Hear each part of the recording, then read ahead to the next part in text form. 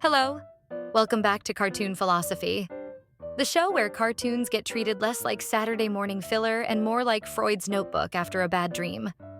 Let's start with an uncomfortable truth. Mordecai and Rigby are not cool. They're not charming underdogs. They're not some misunderstood heroes waiting for the world to recognize their hidden potential. They're lazy, reckless, selfish, and chronically allergic to responsibility. If Freud met them, he'd just call them pure id, desire without discipline.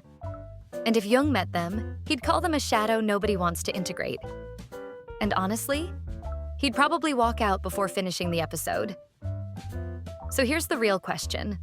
Why do they always win? Why does the universe hand them victory after victory when they've done absolutely nothing to deserve it?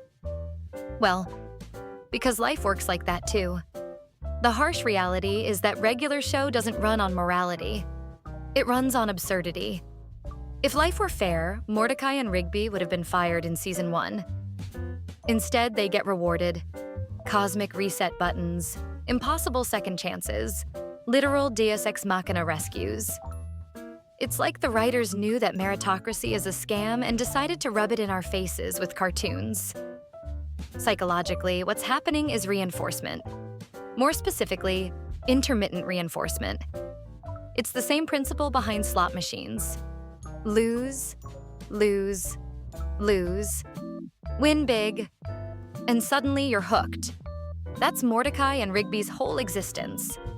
Every failure is erased by an absurd success. Every irresponsibility collapses into a cosmic battle that somehow ends in their favor. They never learn because the system itself rewards their inertia. From a psychoanalytic perspective, this is pure repetition compulsion. Freud used the term to describe how people unconsciously recreate the same patterns of failure over and over because they're stuck in a loop. Mordecai and Rigby don't grow, don't evolve, don't move forward.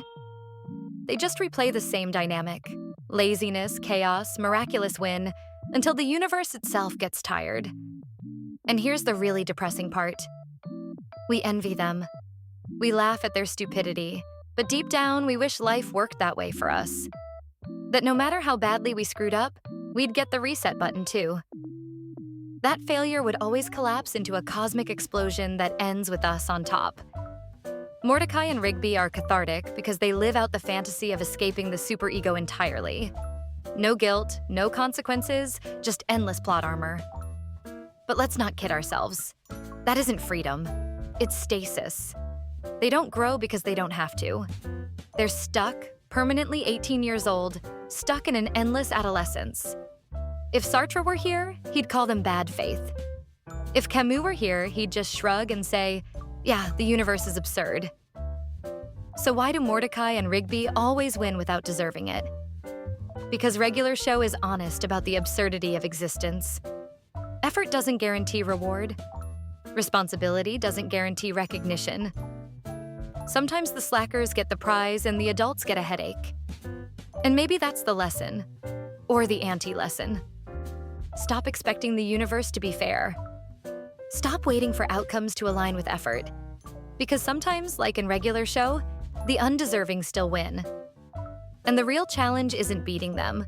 It's deciding to grow, even when the world rewards staying the same. This has been Cartoon Philosophy.